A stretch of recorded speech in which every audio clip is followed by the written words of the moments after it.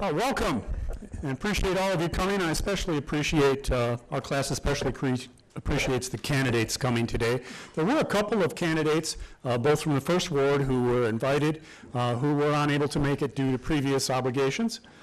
But we still have a great table full of excellent candidates here to go forward with. This is about the, I don't know, the 8th or the 9th one of these forums that this class has presented. It's obviously not the same students. And we are right on time, at least until the end of this semester. We're still on Michigan time, which is 10 minutes after. So we will run until 5:30. We took on a little bit larger room than it was originally announced, and so we're here back in the Annenberg where we've been before. And I would note that there will be a reception following this, and you're welcome to join us out in the Great Hall. And you'll have another opportunity to speak with the candidates. You might also get to rub elbows with John Beeline, the basketball coach. I'm going to turn it over now to our graduate student moderators who will be asking the questions. They're going to introduce themselves and kick us off, and we'll try to keep moving pretty steadily through the questions. There will be perhaps an opportunity, if we still have some time, to take questions from the audience, so you should fill out a little card, and one of the students here nearby will pick it up from you and bring it down to the front. And I would just mention that the students of this class have been looking at issues that are challenging to cities, not just in Ann Arbor, but across the nation. One of our major topics was climate change and how cities are trying to deal with the effects of climate change, which are pretty severe in many cities in our country. And they're going to cost, in some places, billions of dollars to try to deal with these problems. We've also looked deeply into gentrification, something that is happening in successful cities across the country. So again, running down pretty much the gamut of issues that might affect cities. Those are some of the highlights, and thanks again for coming.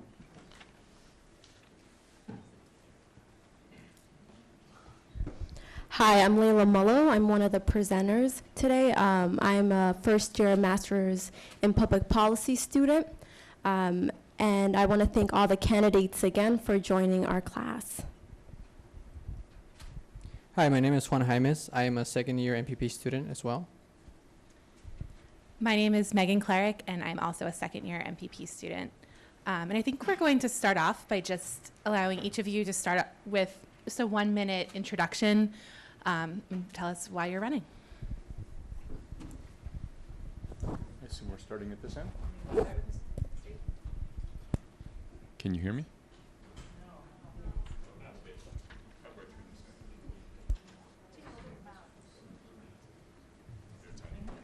Now can you hear me? Okay.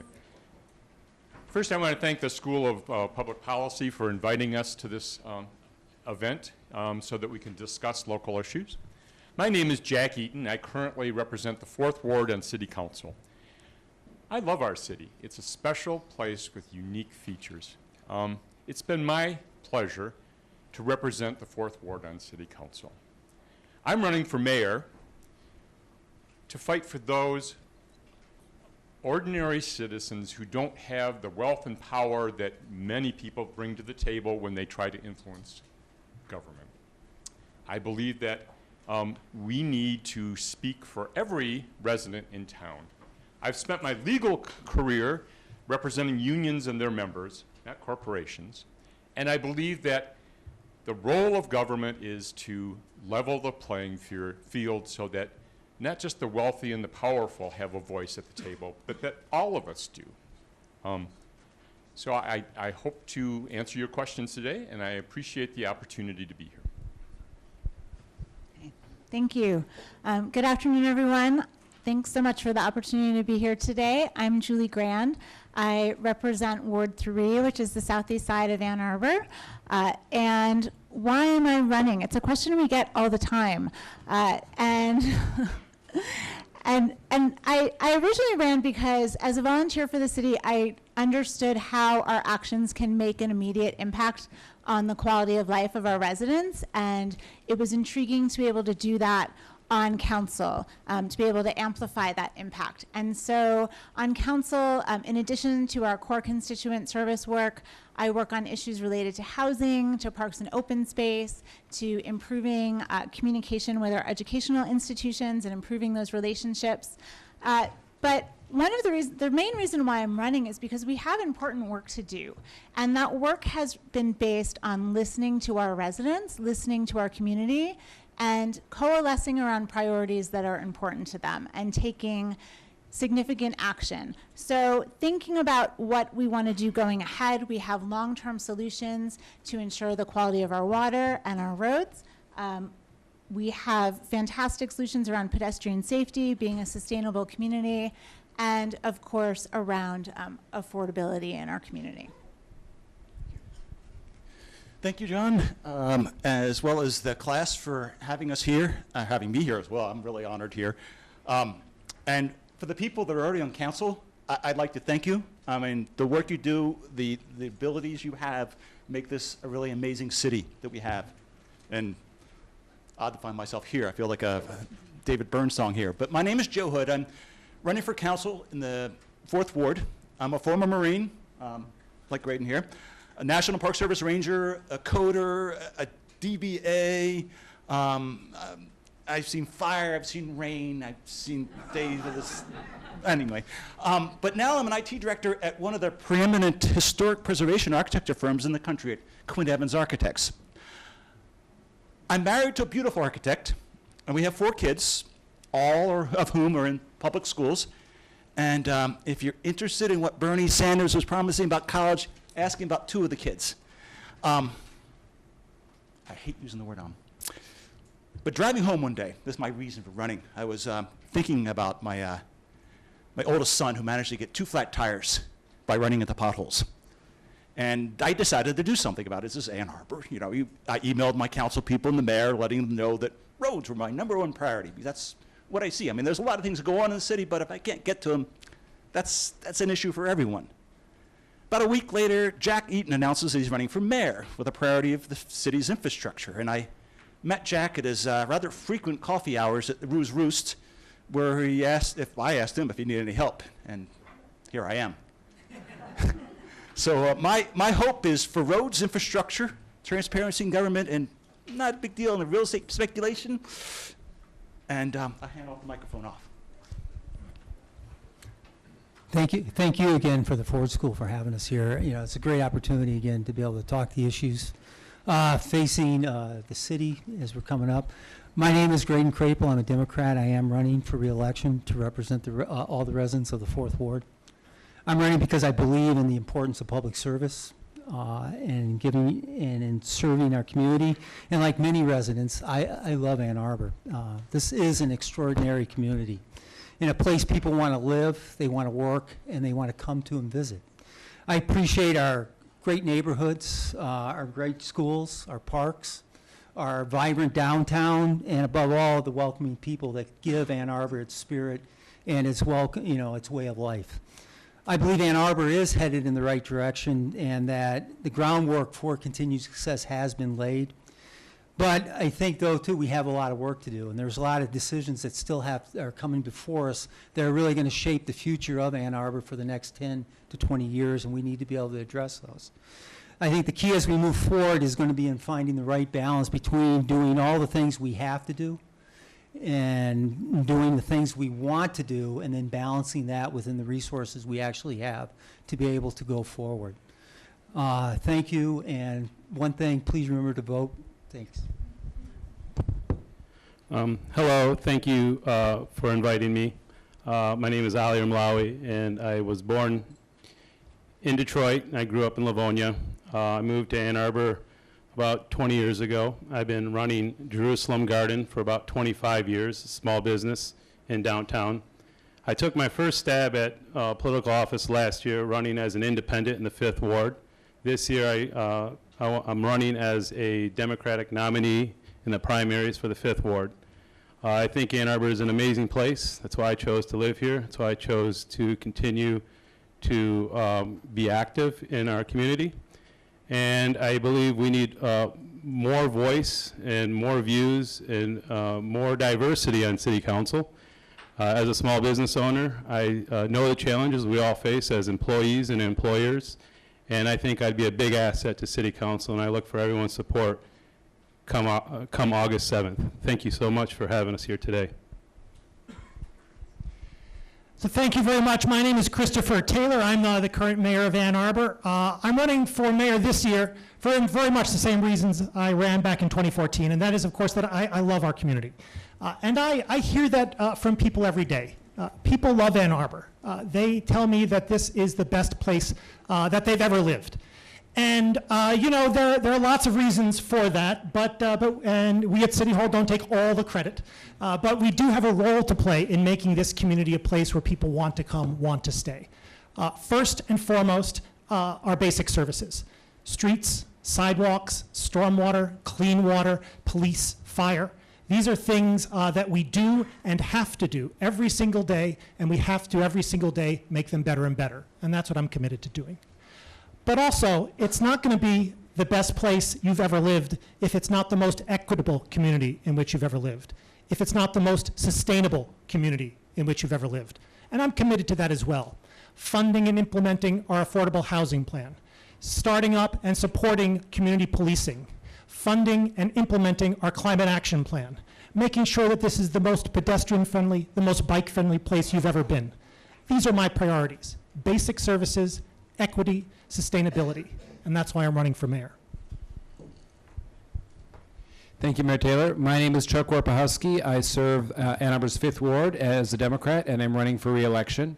Initially, I ran, my day job is just down the road at Interfaith Council for Peace and Justice. And so every day at my day job, I'm trying to figure out, how do we work towards being a more sustainable community? How do we work to deal with problems like lack of affordable housing? How do we deal with racial injustice here in our community? And the reason I'm running for city council, for running re-election, is to continue this service on city council for our community.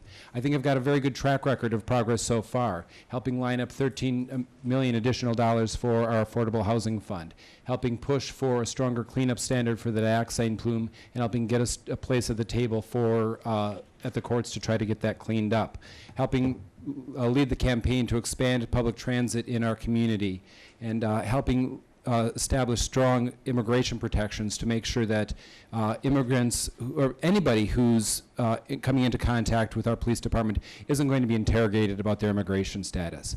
I've got a strong history of success on these progressive issues, but we have a lot more to do in terms of policing, in terms of housing affordability, and in terms of sustainability. And to continue this work is why I'm running for re-election. Thank you, Chuck. And thanks, everybody, for coming and inviting us here. I look forward to this event every time you have it. I was a master's student in one of your seats back in 2005, so it brings back memories. My name is Kirk Westfall. I'm one of the representatives of Ward 2. I'm a Democrat. This would be my 3rd opportunity for election, and I'm proud to have earned the voters' trust in 2014 and 2016. Like many of the other candidates, I'm running because I love it here. My wife and I were one of those families who shortlisted Ann Arbor because of its reputation among other cities. We were looking for a place to move, and we came here and fell in love. So it's been a fantastic experience. I got involved on the Planning Commission back in 2006, served on that for 8 years, Environmental Commission for 5 years, and then ran for council. And I tend to focus on some of the more fundamental issues I think that we tackle. I'm very interested in election reform and helped with limiting odd-year elections to increase turnout. I'm very interested, given my land use planning, in housing and transportation, and most of all, just making sure we have a sustainably funded city so we can provide the services that are so important to us.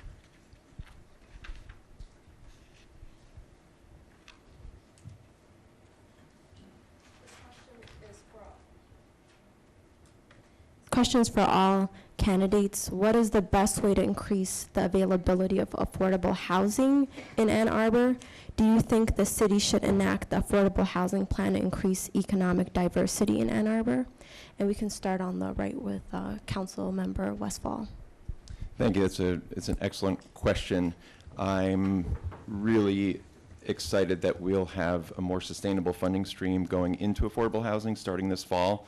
The council took a vote to direct some of the millage rebate we're getting from the county and the upcoming implementation of that millage into affordable housing, along with pedestrian safety and climate action. So I'm very happy about that.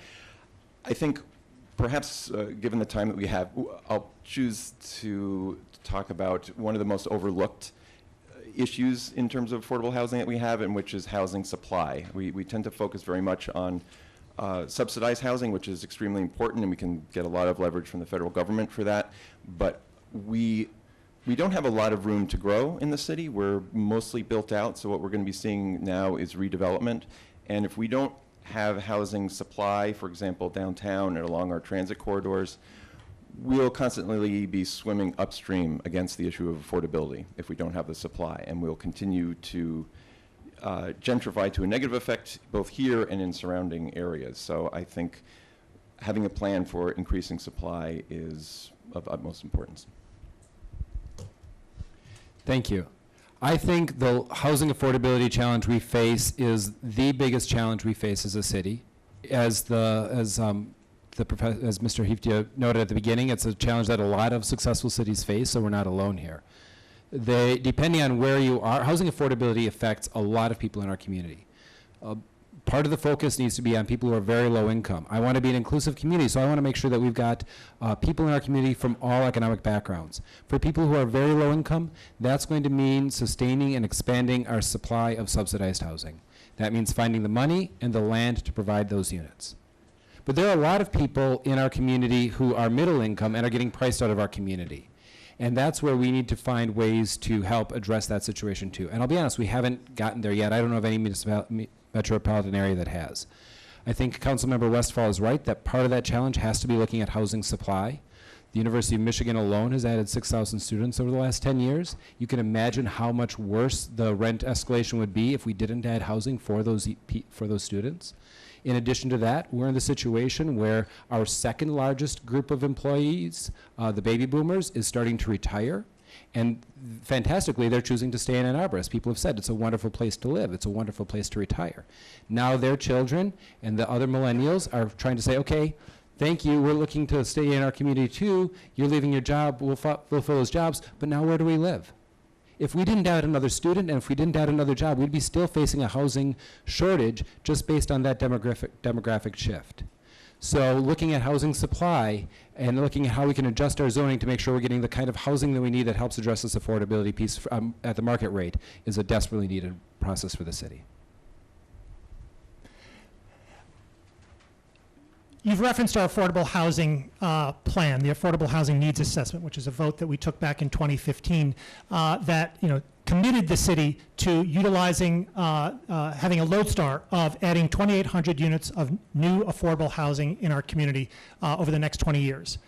If we don't hit that goal, then we are going to have a level of economic stratification that rivals Berkeley, California, and that is going to calcify us as a community that does not have the diversity of the diversity that we expect, the diversity that we demand in our community. Affordable housing is a foundational issue for us.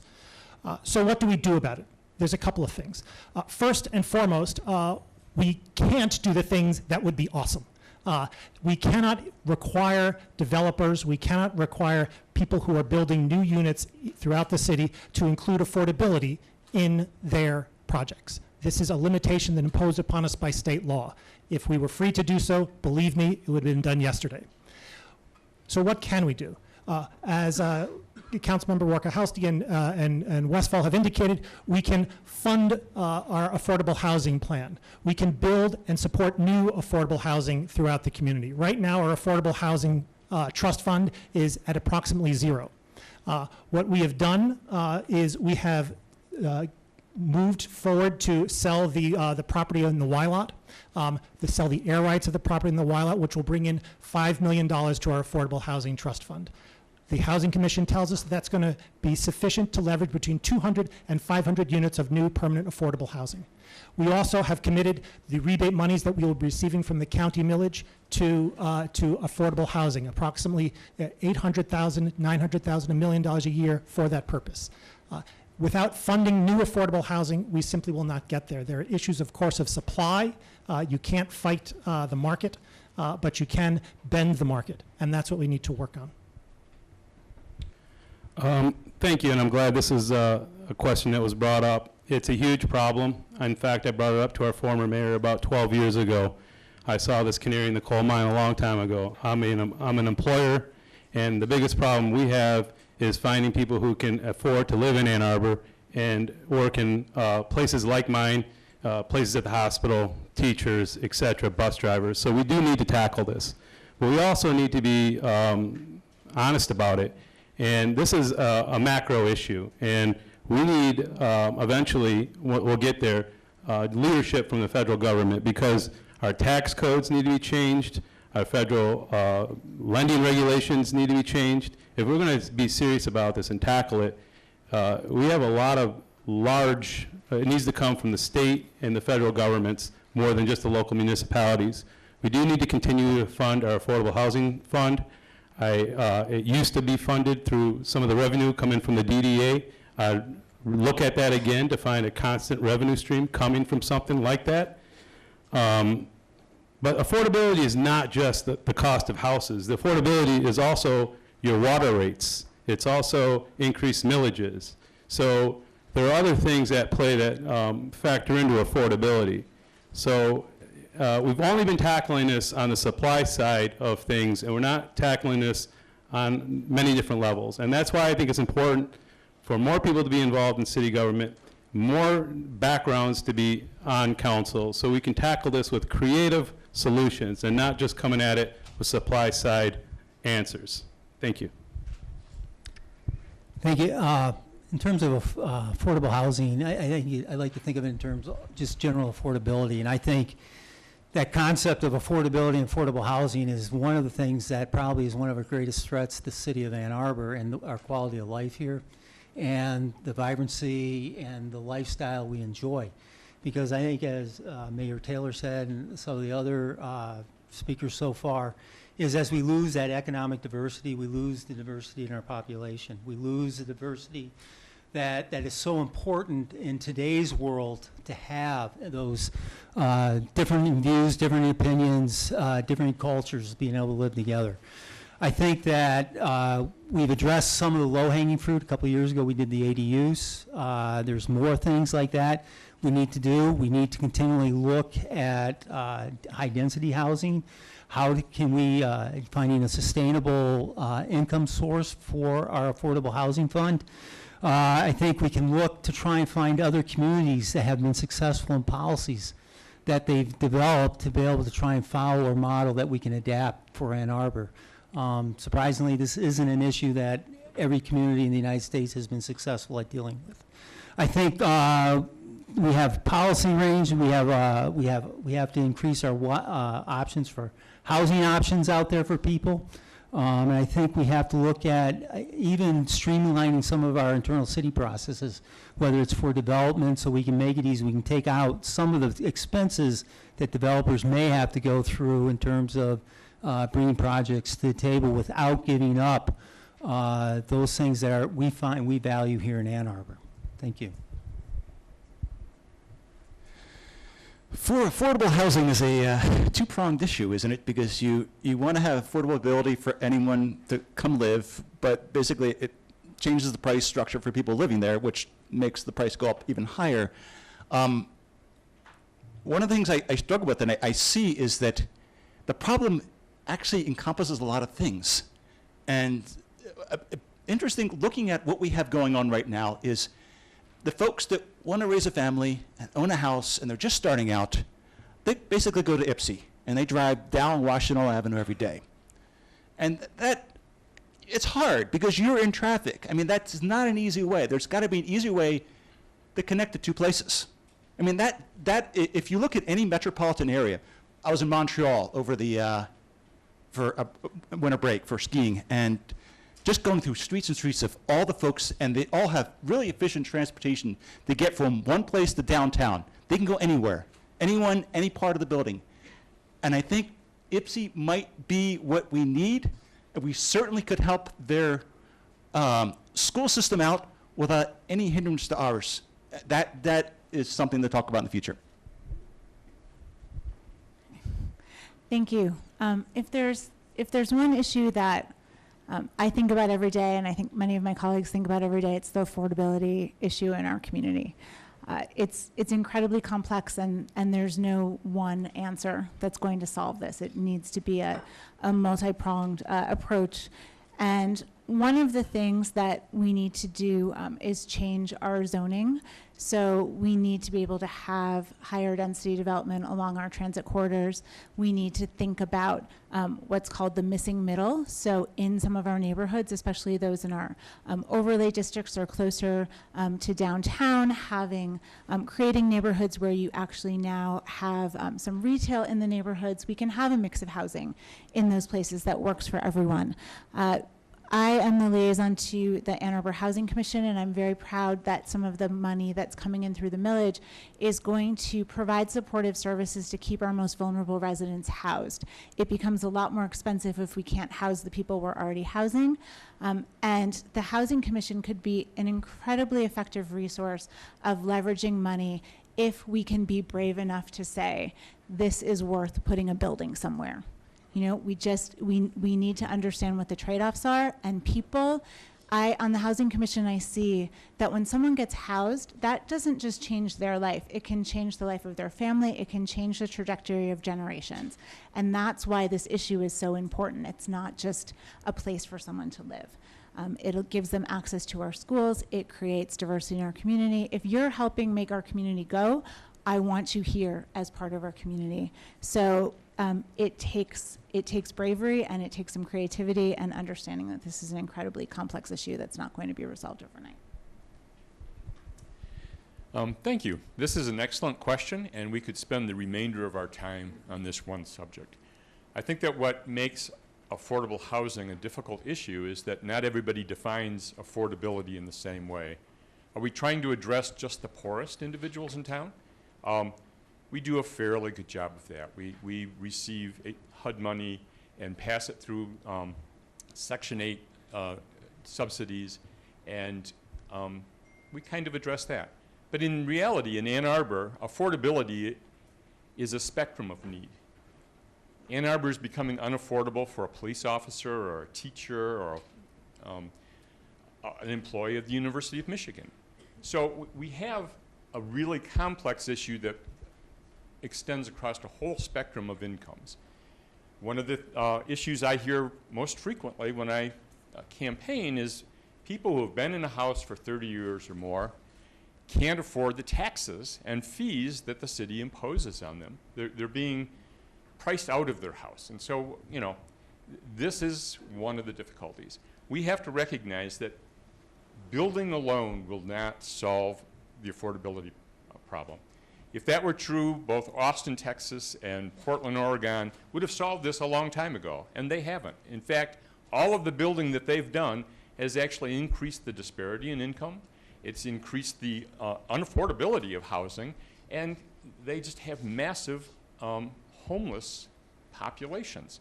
So this isn't an easy problem, but if we're going to address it, we're going to need the trust of our residents. And we're only going to earn that trust if, in fact, we've already provided the basic services and the basic infrastructure and proved that we can do what a city should do before we engage in experimenting on affordable housing.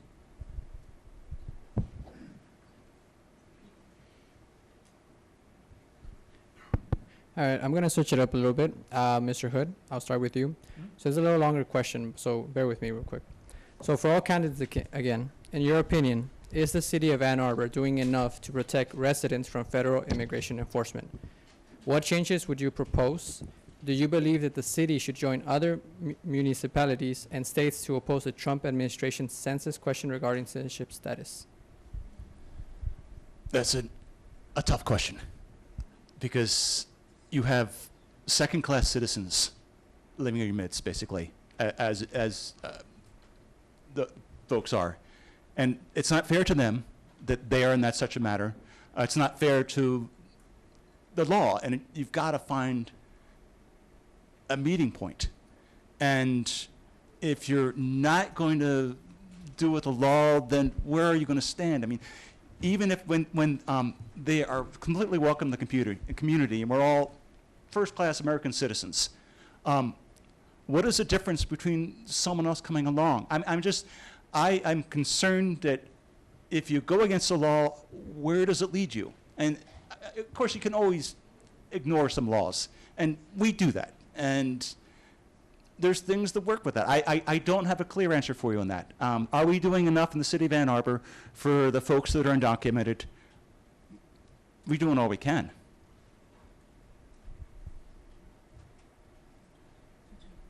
Oh, sorry. Thank you. I see this as actually a much more straightforward issue. Are we doing enough to protect immigrants? I think we've done what we can in declaring ourselves, a sanctuary community. I think there's some excellent work being done by some community organizations, and should we be supporting them as much as we possibly can? Yes, I think we are. Would I be willing to oppose the Trump administration about the census question? Yes. That's an offensive question to me. It's one that's meant to intimidate, and that's not the kind of community that I want to live in. Are there changes? We have partnered with groups to become a welcoming community, and I know that there are steps that we can take to, it's incredibly frustrating. I sat in this room once at a press conference for a woman who was ripped apart from her family and whose kids are still deciding which country they're going to live in. And it's about as helpless as I've ever felt in this role. It's not why we got elected. So I'm certainly open to ideas, and this is a community that we want to protect. We want to be an inclusive community. I don't care if you're documented or undocumented. I'm glad that you're here, and if you're contributing to our community, we want this to be a safe place for you, and it's been horrifying. How's that?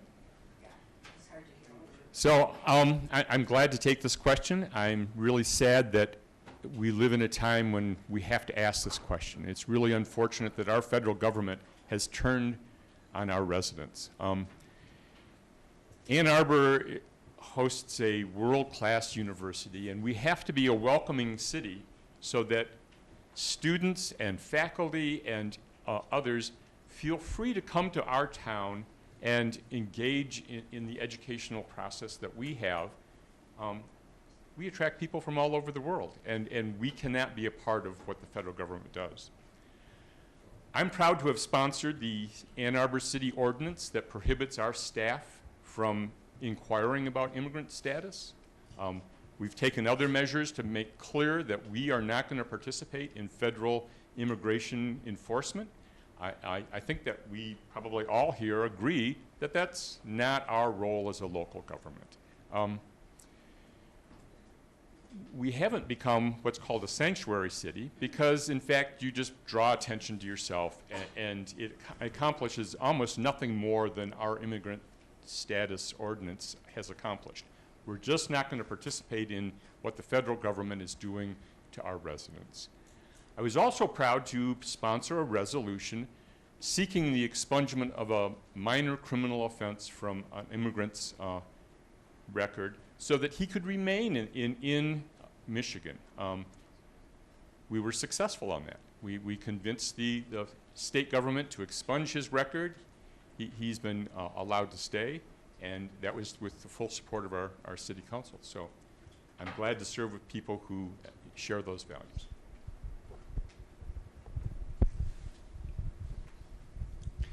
Thank you. I agree it's an incredibly important question, and I think most of what's been said has covered what we've done so far. We, in the past year or two, have reaffirmed our don't ask policy, where the police are required not to inquire about immigration status. We show support for those among us who are contributing to us and living in the shadows, and I think, again, yes, it's this is falling to changing the federal government. So, you know, I hope on this issue our fellow residents here will campaign as hard as we can to turn the state back blue again and turn the federal government blue. Thanks. Thank you. I think it's a very important question. If you're looking for a question that's going to highlight the differences between candidates, I don't think this is going to be the one, because I think in Ann Arbor, we have broad commitment to making sure that every protection that we can put as a municipal government for immigrants we're doing. And I think you're hearing that fairly consistently across the board. For some, as Councilmember Eaton, the arguments are economic regarding the university and employment. For me, they're human rights and moral arguments. When I see families getting ripped apart over minor immigration violations, it to me is a travesty and a violation of our values of being an inclusive community. As other members have said, I think that most of the things that we can do, we have done. I think the question about us opposing the census question is a good one. I think you'll see that taken up soon. I think there's a lot more that can be done in terms of the civic community and the public communities to move this forward. You know, one thing that everybody, regardless of immigration status, can do is get their Washington ID. This is an ID that's available regardless of your immigration status. But here's the thing: if you are if you are documented, whether you're resident, naturalized, whatever, use this ID so that it doesn't become a second-class ID. When you're carded for something, use the ID, because this helps create a community basis for saying this is acceptable, and when somebody uses it, it doesn't trigger them for added suspicion. So that's something that we can all do. Again, in my day job, we're also part of the Washtenaw Congregational Sanctuary effort to recruit houses of worship to provide sanctuary for families that are at risk of deportation. And to build out that infrastructure is it's not the role of government, but it's the role of civil society, and looking for those ways to make sure we're inclusive and protecting immigrant residents is an important step. Thank you. With particularity on the question, I believe that Ann Arbor is doing everything it can within the confines of the law to support immigrants and refugees in our community. And that is an unshakable commitment, I believe, of myself and my colleagues and the municipal government. It is a shocking and disgraceful time in which we live. For a wide variety of reasons, and the focus and hostility that's been turned towards immigrants is a shining example of that. As mayor, you see a lot of different things. You speak at a lot of events, and I didn't imagine that there would be the opportunity to speak and speak out and to speak in support and defense of Ann Arbor values against white nationalists in the White House. It is shocking to contemplate, and it's a national disgrace. With respect to the census question, that's a really interesting one, and as Councilmember Warpahowski said, that's going to be something that I believe we'll take action on. It's a topic that's important to me. I went to law school here, and I'm a lawyer on Main Street at Hooper Hathaway, where I do mostly work in estate planning and representing individuals, nonprofits, and local businesses. But in law school, I wrote my law review note on the vote dilution and the census undercount.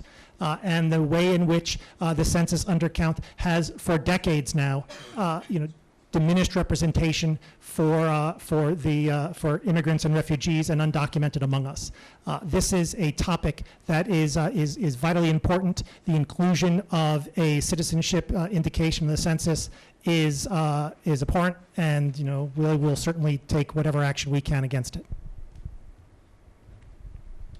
Thank you, and again, another great question. I'm proud to have been a member of this community, and for that reason alone is the diversity. Ann Arbor welcomed myself and my family over 2 decades ago. I grew up in Livonia, and I know firsthand what it feels like to be discriminated against. I'm a son of a refugee, and this is a very personal matter for me. That being said, there is nothing to fear but fear itself, and we need to resist as much as we can and still act in accordance with the law. I would not help with any type of enforcement with the federal government. I think we need to get behind NGOs and help them in whatever form we can and stay within the laws. I would stop short of calling ourselves a sanctuary city. I think that had ramifications, big ramifications, and not much upshot. I think everyone in this room knows where we stand as a community, and we continue to fight against these hateful ideologies that are permeating our country, and we're seeing it in our city now. There's been a lot of reports of hate crime, swastikas showing up in neighborhoods where they never showed up before. It's really disturbing, but we need to, just resist and be aware and continue to be welcoming. As for the census question, if it stays on the census form, I urge everybody, whether you're a citizen or not to answer it. Just leave that question blank. Thank you. Good thing about going last is most everything's been said, and you're kind of caught just saying what other people have. I would agree. The city, I think we've done what we can within the limits of what we're allowed to. I think at times we try to push those limits, which has been a good thing. I think this is an issue that represents failure in Washington, D.C. over the last 20, 30 years, and its inability to actually deal with a comprehensive immigration policy and what we're going to do. And unfortunately, that always ends up falling back to the state, and in this case, the local governments, to try and find a resolution to help protect the immigrants in our communities, and helping them in ways that we can. I would offer this census question. I would hope that there's some resolution, at least we can put something forward as a city that say this is not an appropriate question to have, and I would urge all residents to write their congressional leaders, to write their senators, and tell them that this is inappropriate. And that's where we're going to get action, is really at the national level, because the best we can do at the local level is a piecemeal effort, and most of it is reactive. There's very limits to what we can do in a proactive mode to actually try and change policy. That has to come, a lot of that has to come from the individuals and getting your congressional representatives in D.C. to take action. But I think we have, we've done a lot. There is more we can look to do. Thank you. Okay, so this next question is only for the mayoral candidates, so everyone else gets a little bit of a break. How do you see the police review board developing? Specifically, what role do you want to see it play in the future? And what more should the city be doing to ensure that all communities feel safe and have a positive relationship with the police department? I think we'll start with Mr. Taylor. Thank you. So I'm so excited about there being a community policing commission. This is something that we're going to be building up. We have a task force ongoing presently that is putting together its recommendations for the administrator, and ultimately the administrator will bring those recommendations to council and we'll stand it up. I believe that this is a place for the members of the community and members of the police department to work together to understand what sort of policing we want in the city of Ann Arbor. There's going to be review, education, transparency, and review of police practices. There'll be education, transparency, and review of police policies, police hiring, standard operating procedures. This is going to be a subject of conversation and education for members of the public. It's going to be an opportunity for members of the police to understand how those policies are understood and received throughout our community. There is also going to be an opportunity to review police activity, to review complaints before the police department. We receive somewhere in the neighborhood of 60 complaints in our police department for police actions. Many of those, I think a substantial minority of those are internally generated. I fully expect there to be a high level of transparency for how those complaints are adjudicated, the circumstances of those complaints. I expect the policing commission to work with the police chief to understand how those complaints are reviewed and adjudicated. I expect them, importantly, to communicate to the chief, to communicate to council and the public their assessment. Has the police department done a good job in reviewing complaints? Evaluating, are our policies proper? Is the implementation of our policies proper? If there's problems, we want to know about it, and then we can take action. Thank you. This is an excellent question. I've been working with members of the Human Rights Commission and members of a community organization called Transforming Justice Washtenaw on the issues that arise around a police review process. For me, the process has to be fully independent of the police department. You cannot have police officers reviewing their own conduct. A review process has to be fully empowered. You can't hobble the process by not giving full access of information and witnesses and videotape or whatever it be to this group. It has to be citizen-driven. We need to make sure that the process gives the community trust in our police. I think that the basic distinction between camps on this particular issue is just how fully authorized and independent the final review board will be. My work with Transforming Justice Washtenaw has led me to believe that anything less than full authorization is just an action for appearances and not for actual change. The review board needs to have the ability also to review policies and practices to make sure that our all of the police practices that we have in place comport with best practices industry-wide.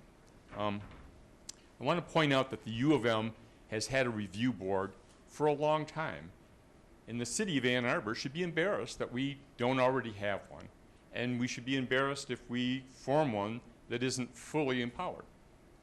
Thank you.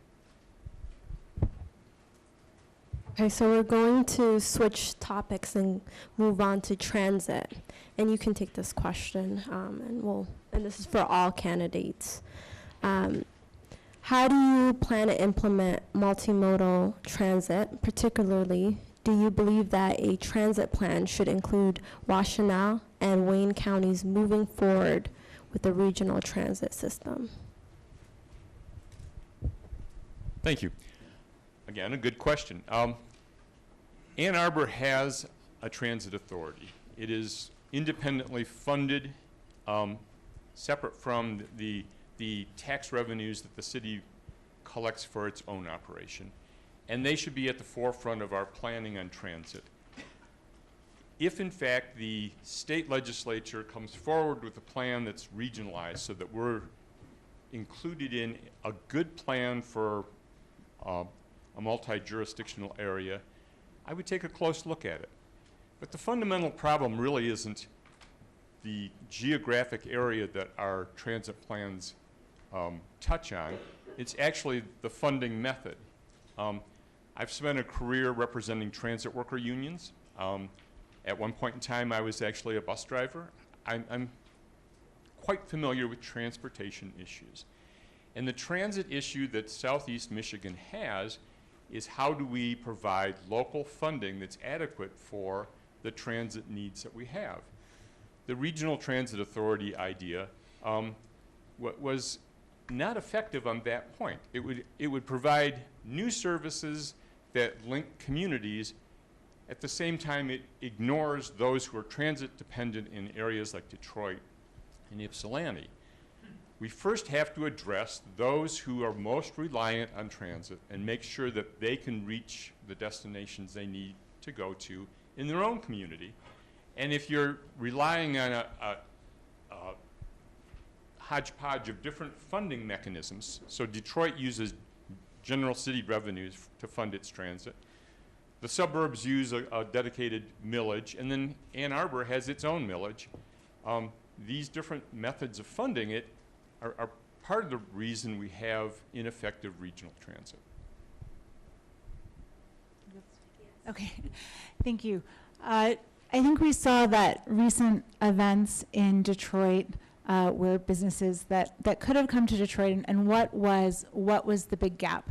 The gap was the lack of regional transit. It showed that we didn't want to be a player as a region in the country, and so if we needed to look at just Washtenaw and Wayne County, I would be very open to doing that. We had a strategy through the AAATA and the millage to strengthen our urban core. It was a strategy that I strongly supported. I think it made sense from a local perspective. But if we do want to strengthen our region, one of the first solutions would be transit. We have for decades had an over-reliance on cars. We need to think about how we can move people in multimodal ways to and from housing, employment. We did talk earlier about with zoning about having transit-oriented development, and I think that is a solution to help support transit. If we can actually put people in housing closer to where they can utilize that transit, I think that's also important. But I think we have in the past sometimes looked down upon these regional solutions, and we need to be more open and supportive of them. This is a tough deal. You don't have the populace to really have an effective, like Washington, D.C. Metro, or the Northeast Corridor with Amtrak going up and down and getting everything in between. It's beautiful to have rail. A good instance of it is in Arlington, Virginia. We have the Orange Line that goes through, and all through there, business built up. And it's basically rail. Rail is what it's going to be for anything that's really, truly a transportation fix.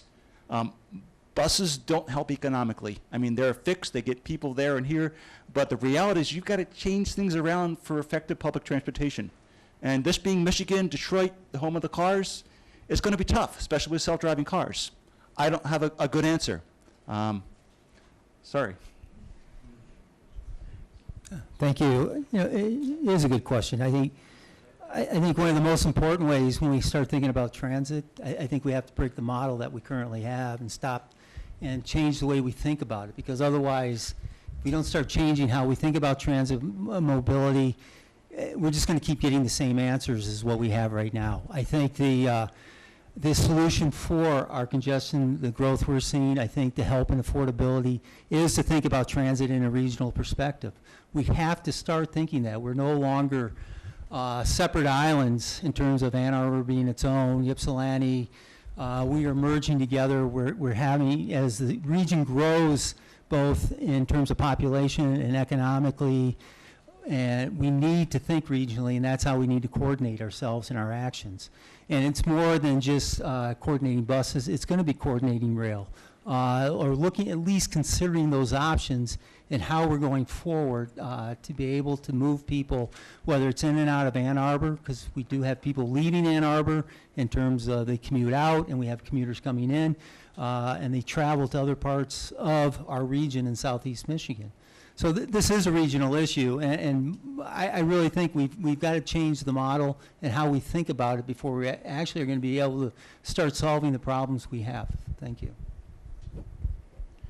Yeah, another great question on transportation. I mean, we spend about 23% of our income on transportation. And so to tackle this unaffordability issue is to also address transportation. As an employer, I know it'd be a lot more beneficial for us to be able to attract people who live 20 and 30 miles away who don't have to drive and who don't have to park and pay for parking and the hassles with driving. So I have supported all the millages when it comes to regional transportation. I've supported the extended AATA millage. I've supported the RTA millage Unfortunately, the folks in Macomb County don't believe as strongly as we do. And if we do revisit it, hopefully we can just make it either 2 or 3 counties get the people that are on board who have progressive ideas and thoughts and get something, because we are decades behind in this, because we are the motor city and we are in the shadows of the automobile. So it really needs to happen, and we need to find ways. Unfortunately, we don't have a federal government right now that thinks the way we think and puts the big bucks behind it. You know, the ones that begin with a B, the billion, because this is not $1 million fix. This is $1 billion fix, and perhaps $1 trillion fix when you look at it throughout the country. We are growing. Thankfully, I don't have to commute to work. Every time I get on the freeway, it scares me. I mean, it's just every day you look and there's people dying on the freeways.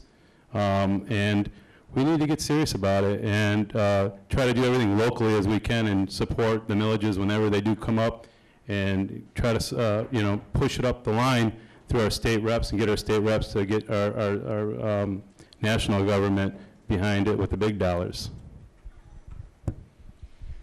Thank you. Do I support regional transit? Absolutely. Do I support multimodal transportation? Absolutely. And for both, I'm committed to putting our dollars and our advocacy and our resources behind it. With respect to regional transit, we are not integrated with our jurisdictional partners, and that is to our constant detriment. We have 80,000 commuters, 100,000 commuters projected coming in and out of the city every day. If we could get those folks, if we could get a substantial portion of those people on rail, that would be a tremendous benefit for the environment, for the economy, for the quality of life of people who are living here, and honestly for the quality of life of the people who are coming in to work here, who we want to work here. That's critical. We can do that by helping support the RTA in whatever format it comes forward with a millage. We can also help it, we need to help it, it is a gating condition, our train station. Our current train station is incapable of serving its present needs, and its needs, I believe, ought to grow. We need commuter rail. We can't handle commuter rail at this location. Amtrak is going to expand with the improvement of the rail service between here and Chicago, and that we cannot handle at our current rail station. We need a new station, and I'm committed to working towards it. With respect to multimodal services, we have a great bus system here in the city, and I'm committed to doing everything I can to support it. With respect further to what the city does, you know, people who bike and walk, that's multimodal too, and that is of critical importance. We're funding pedestrian safety, we're funding pedestrian infrastructure, $2.3 million last year. Working with the millage monies, we're gonna have an extra $800 to $900 to $1 million a year going forward. That we're going to, $400,000 and $500,000 a year going forward to pedestrian safety from the millage proceeds. It's critical. We need to make sure that people can get around, come into town, leave town by rail, and when they're in here, have safe, effective buses, have safe, effective bike lanes, have safe, effective crosswalks. Thank you. I am wholeheartedly in support of rail. 5 years ago, when the Ann Arbor Area Transportation Authority was putting forward their millage, I was on the steering committee of Partners for Transit, campaigning, going door to door, trying to improve our local rail, and I've been a full-fledged supporter of efforts to try to get regional rail too. I joined 8 of my colleagues in support of a council resolution in support of the of the Regional Transportation Alliance, RTA millage. So it's something we absolutely need. And one of the things that I see, you know, Councilmember Grand talked about the economic losses that we as a region are seeing for lack of regional rail.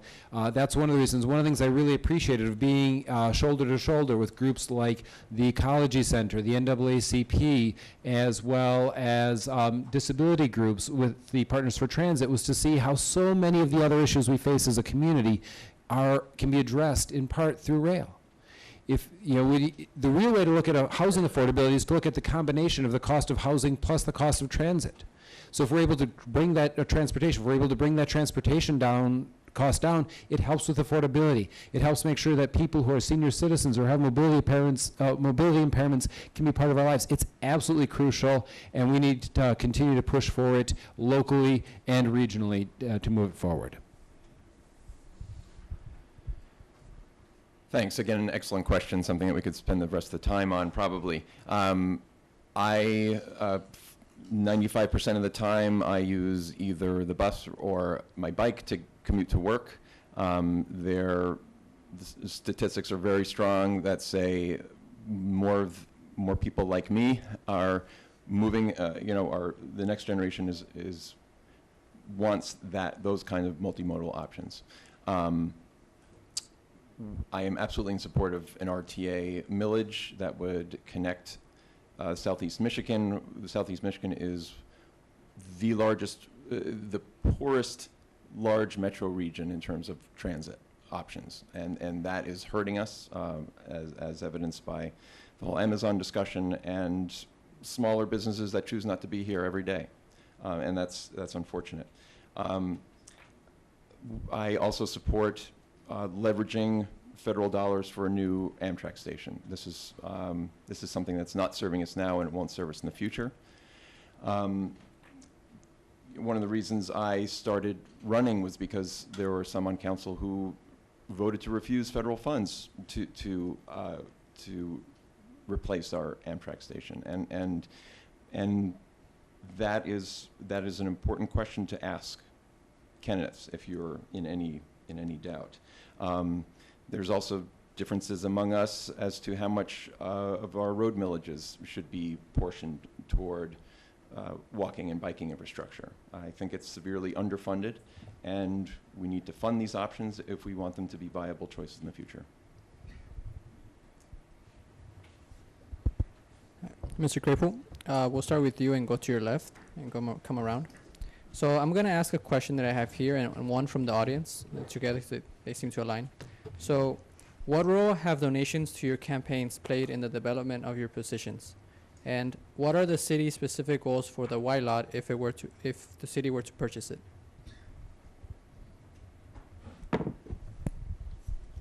In terms of donations, they have not influenced my decisions. It's primarily been from individuals.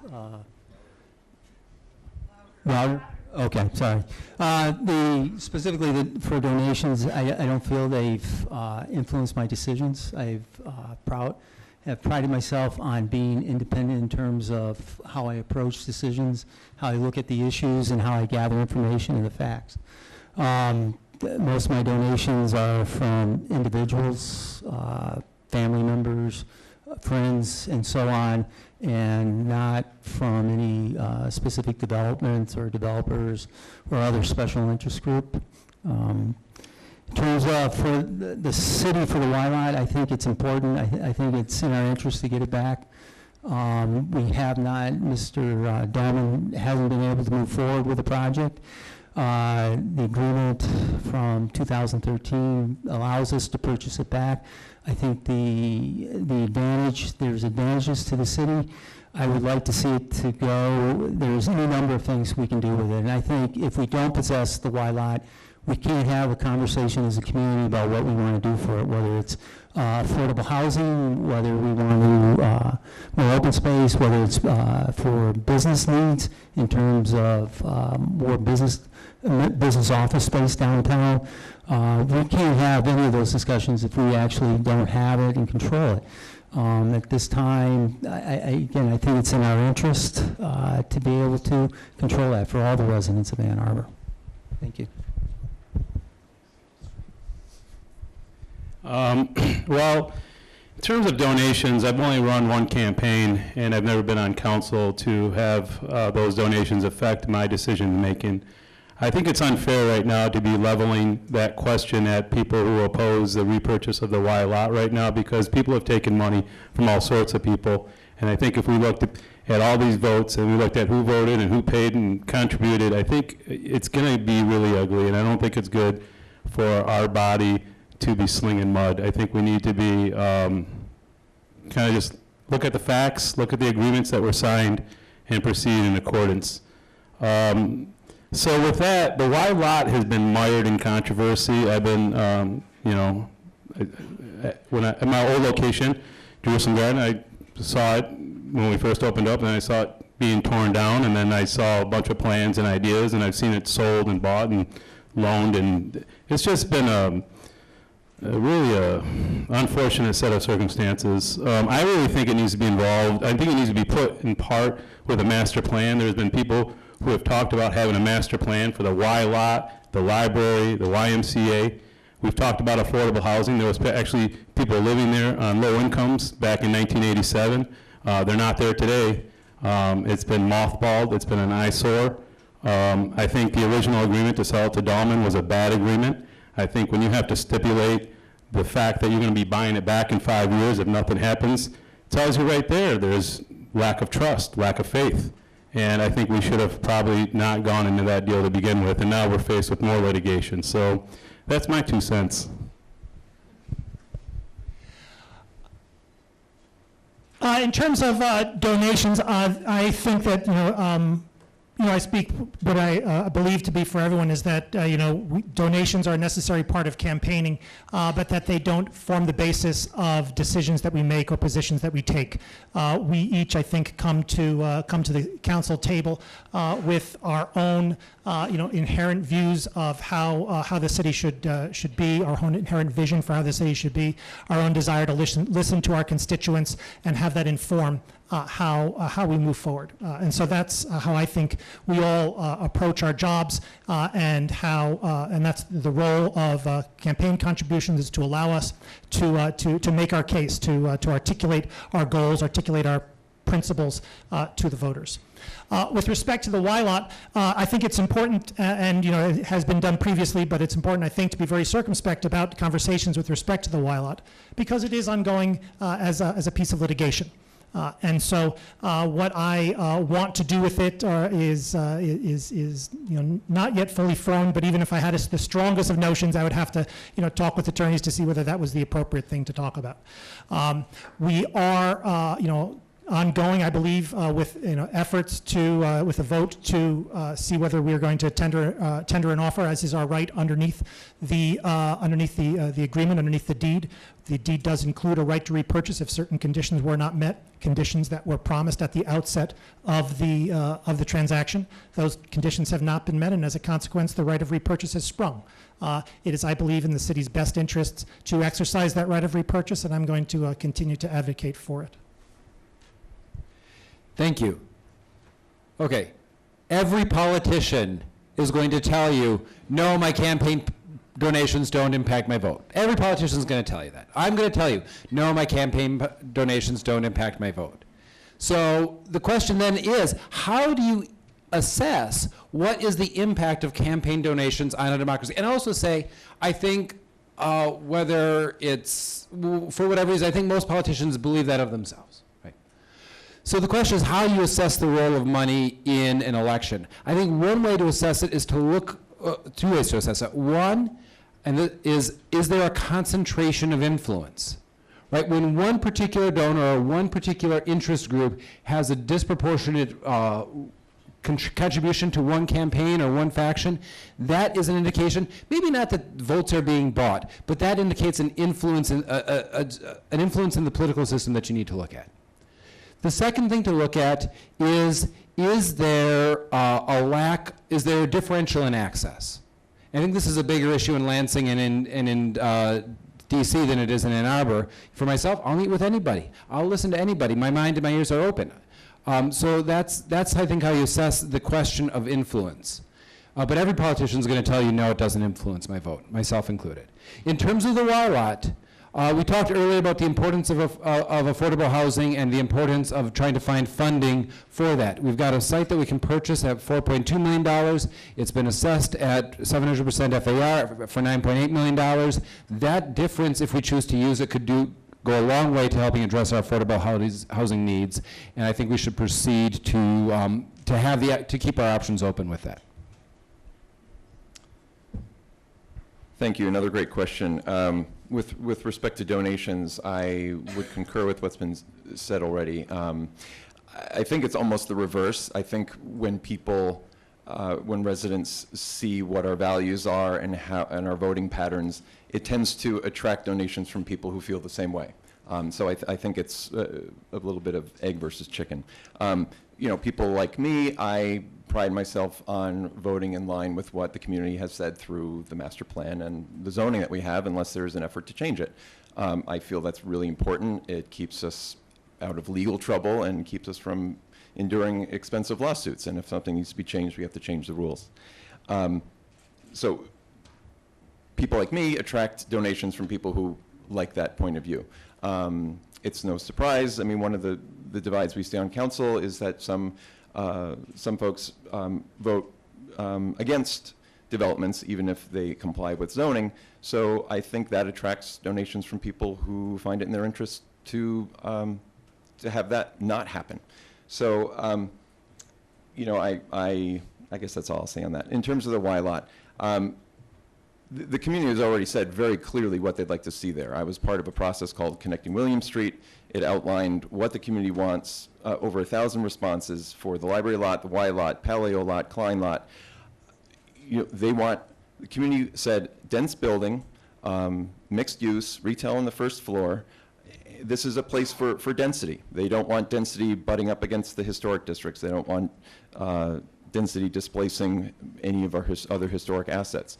This is the place that they want density, and it's a settled case to me, and I think to not buy it back is irresponsible. Well, I assume this question was asked because I'm on the panel, because I've received I've received contributions from Dennis Dahlman, and that's who we're litigating over the fate of the Y lot. I would point out that when Dennis Dahlman submitted the highest bid to purchase this property, and some of us voted to accept the high bid, we were criticized for that vote because we had received contributions in the past from him. So apparently anything that we do with regard to Mr. Dahlman is subject to criticism, even if it makes complete rational sense, taking the high bid. We have to look at the history of this property. In 2003, the Y put this property up for sale, and the city intervened and bought it. We shouldn't have bought it. It should have been allowed to be sold to the transit authority so they could expand their transit center downtown, but we intervened in an attempt to protect some affordable housing that was in that building. Pretty soon thereafter, we realized the building really wasn't fit to be kept. We tore it down and we put it on the market and agreed to develop it through a particular developer. That, like this deal, that deal fell through and we were sued. And even though the city completely prevailed in the litigation on that first project, it took 5 years before it was concluded. We prevailed without any qualification, but it still took this property out of development for 5 years. Here we are again facing litigation that's likely to take multiple years, and nothing will happen during that litigation. And so I believe that we should be trying to work with that developer to come to a reasonable settlement rather than tying up this property and making it inactive for another 2 or more years. So I believe that there's a rational basis for my decision, completely independent of where I get my contributions, but I appreciate the question. Thank you for the question. I'm a really ineffective fundraiser. I traditionally have held one fundraiser and then used the money from that fundraiser to fund my campaigns. So I don't, for me personally, it doesn't play a role. This isn't, the second part of the question is an important question because I believe this issue in the past few weeks, there have been those who've brought up history and they're trying to make it seem more complicated than it is. And we have talked about a lot of complicated issues today. Transit, affordable housing, those are complicated issues. This is a contract. This is a very simple contract that said, if you don't do what you said you were going to do, we get to buy it back. And that's what we're trying to do. So to say that we would be in a better position not to follow through on what we said we were going to do from a person who, regardless of who he's contributed to or not, in my mind, has not acted in good faith, against the city would be fiscally irresponsible. We are elected to represent the best interests of our residents and our community. There is value in this property no matter what your vision is. I have personally, every time we get to put a sticky up on a board about what is a policy you'd like us to work on, I'm always saying, let's have a plan for our city-owned properties. We need to go through this process, and that is in part at the root of why I think we have these competing visions. If we had a plan, then we could just follow through with it, and that would be very simple. But in terms of the Wylot, I have my own personal favorite visions. I think we've heard some fantastic ideas from the community about housing, about other partners that could expand their services to our community. But I'm personally just frustrated and confounded that anyone wouldn't follow through when it actually is so simple. I think the figure is like about 30% of college students are investing money from their loan into Bitcoin. It's speculation. I mean, it's not the best payoff. Your education is a much better payoff. I think real estate speculation for city government, not good. I mean, even though I've seen the other side, I have an office in Baltimore where I've seen some guys hold these buildings forever and ever and hold them hostage and nothing happens to them. They're decay. And Detroit was like that for the longest time. But I don't think we need to be in real estate speculation. I haven't seen the appraisal for that lot. That if it goes as high as 12 million, it sounds like, wow, that's an easy thing to just do, just wham, bam.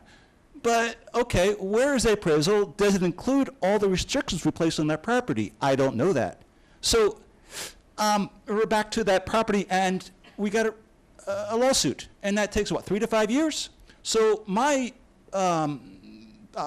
financial planner says things are going to be really weird in 3 years. You don't want to be exposed like this. So I was like, okay, Dennis Dahlman is, I've never met him, but people with money aren't stupid all the time. So I don't know. He's got something up. I really wish we could work with him to make something that we really would like. Okay, we have one last question, and this is from the audience.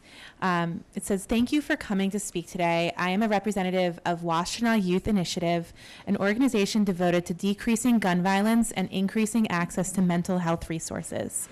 In the wake of low counselor-to-student ratios, children having heightened access to guns, and Congress cutting funding to education and mental health, how do you plan to support the youth of Ann Arbor in the pursuit of safe education? And we'll start with Mr. Hood and do the reverse of what we just did. So, keeping guns out of the hands of kids, how would I help with that plan? There's education on so many levels here. And Justice Stevens came out recently and basically said, if you want to change things, you're going to have to change the Bill of Rights because it's there. It's part of our law. It's part of our country, part of our Constitution. Things we can do in between, everyone has different ideas. We hope for the best for our children. We hope that they can be clean and nothing will happen to them. But the reality is that they're still around, even when we don't want to. Even when we have laws that say, you can't do it, there's always someone that's getting hurt. I don't see an easy path to this. And I guess things are playing out right now in the Supreme Court of Michigan, but we'll have to see where that leads. Thank you for the question from the audience. As a public health professional, I actually taught a course this semester on the U.S. healthcare system, and I have a couple of degrees from the School of Public Health. This is one of the most compelling public health issues of our time. I'm a proud member of Moms Against Gun Violence. I have been a strong supporter, and we have had made statements in support of the Ann Arbor Public Schools in their action against those that don't want to keep our kids safe. I have 2 children, one in elementary school, one in middle school, in the Ann Arbor Public Schools. I was so proud to be part of a community where our leadership supported kids in using their voices to finally say that this is enough. And at the same time, it's horrifying to take my 6th grader to rallies and be thrilled that she's, or at least proud that she's walking out of school. So there are only so many steps that we can take at the local level. I feel like every time there's something available to us to help keep our kids safe and prevent gun violence, we are taking those actions as a community. The recent millage at the county level, I hope, will help stem some of these issues with mental health, but I do get concerned about pairing these issues because there are many places in the world that have mental health issues. I'm an advisor here at the university, and this time of year, mental health issues come to a head on a daily basis. And it doesn't mean that those people are violent. It doesn't mean that they're going to hurt anyone. And so I do get a little nervous about combining those issues, but I'm glad that we're putting resources, more resources into a community, into mental health.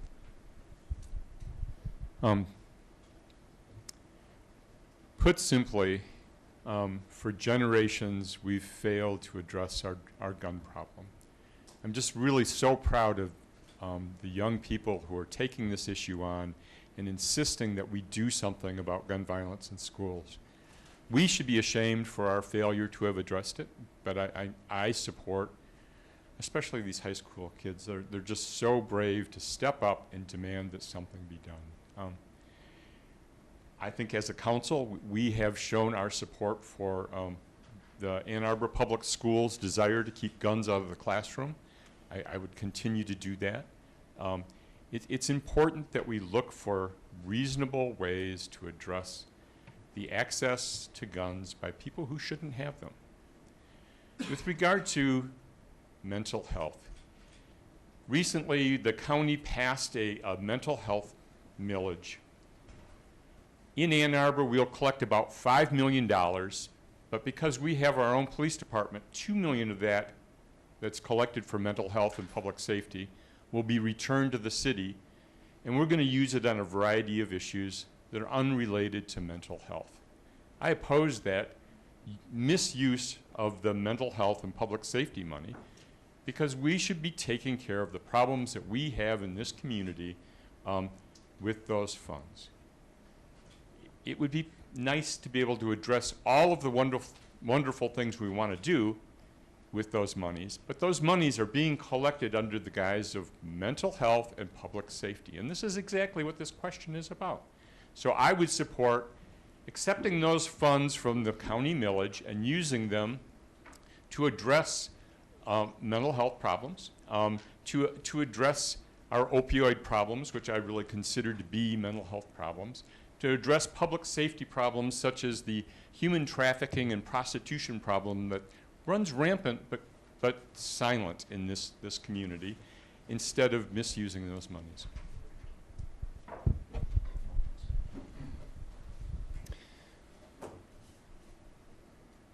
As has been pointed out, I think, again, you'll find in large agreement on the public health issue that guns of all types represent to the country and also to the city. And you'll also hear that we do have a limited role in regulating firearms here. We do support our public schools' battle to their right to regulate the presence of firearms in their school, on their grounds. I personally am strongly anti-gun. You know, pre-NRA, you'd find even folks like Ronald Reagan saying, I don't see why people should have loaded guns in public. So we know how much the culture has changed, and I believe we should change it back. It's a crisis that's an embarrassment to this country that no other developed country sees.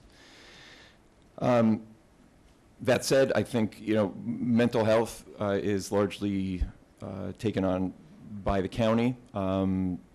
Most of us supported that millage.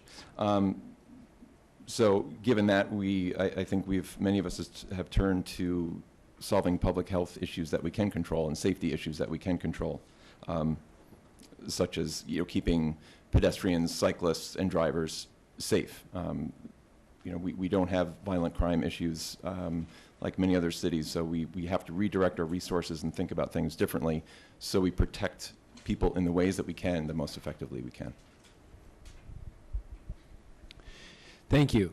And thank you for the question. Thank you all for your time this afternoon and for learning how to be well-informed to make educated decisions in the voting booth. For me, this is a very important issue. I was delighted to be at the March for Our Lives. I'm delighted by the advocacy, the work that's going on.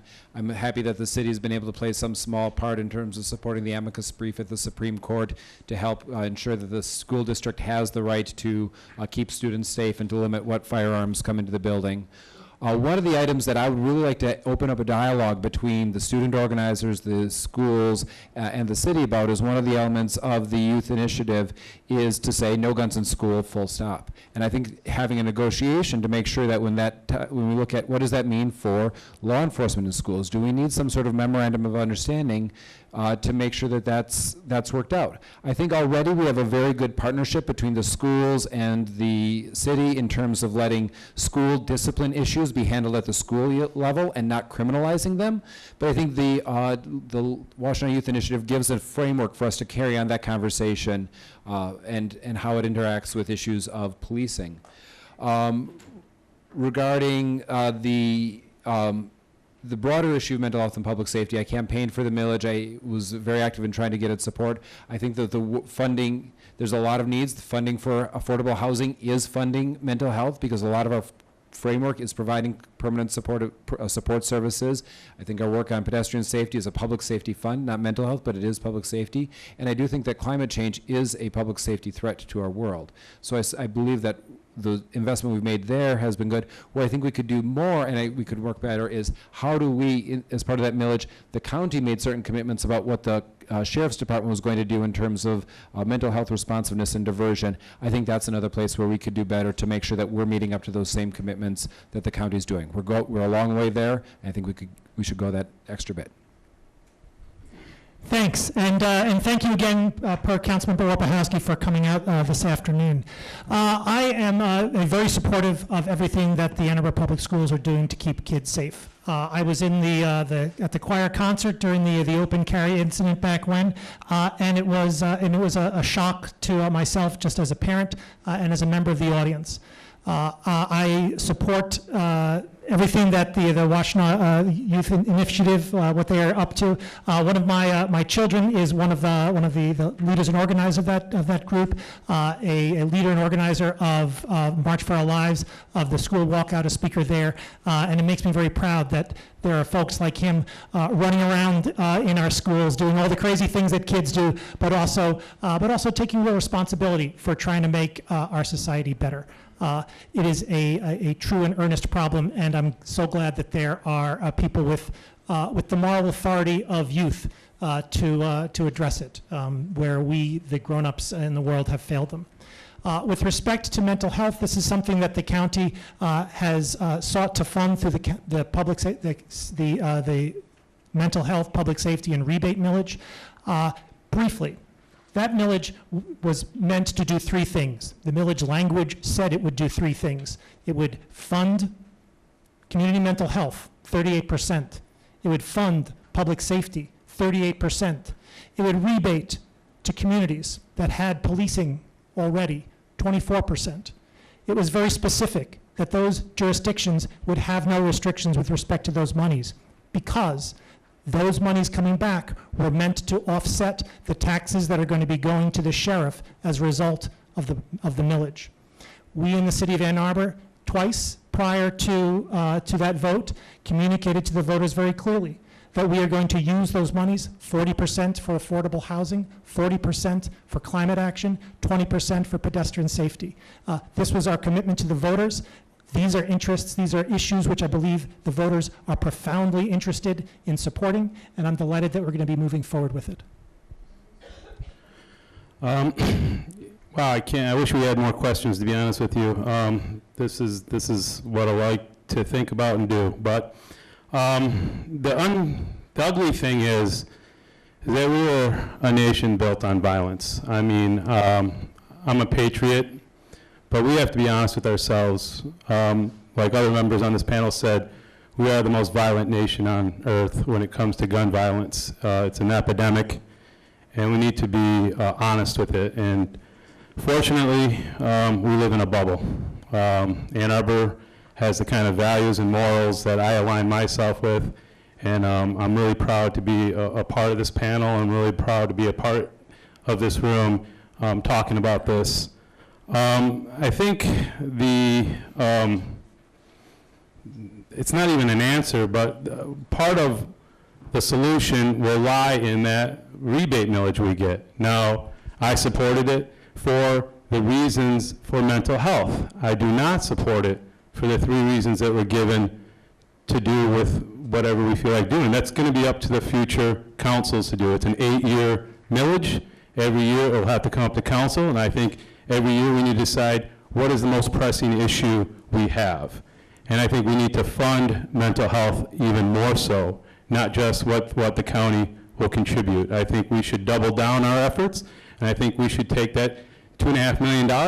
If I had to decide myself today, I would do 2 things with it.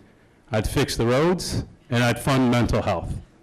And I'd look at it every year to find out what our most challenging issues were and decide then. But I think to put it towards climate action right now, I think we have bigger needs. I mean, I know climate change is a huge issue, and I stand behind it. My business practices greens practices. But I think with the money that we have, it's so little we have, we need to put it where we can have the biggest impact. And I think putting it towards mental health and protecting our kids, I'm really sad that kids today have to grow up in the conditions they have to grow up in. That just really breaks my heart. So I'm last, so we're here as long as I talk.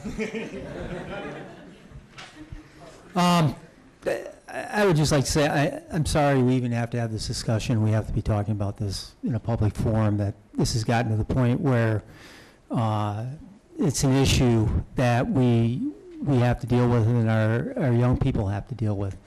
My biggest point of advice to the youth initiative is you've got to stay with this, because that's the way it's going to change, is through your action, your passion, your willingness to stay with this issue until it changes how you want it to, until meaningful change can happen, and it's got to happen at the national level.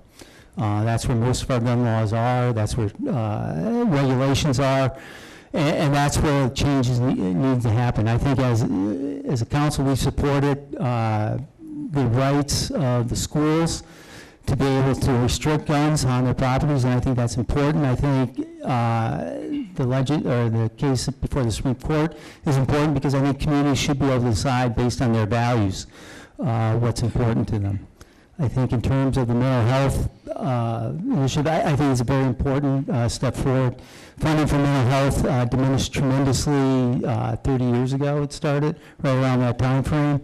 And we've put a lot of people at risk in our community for not adequately funding it.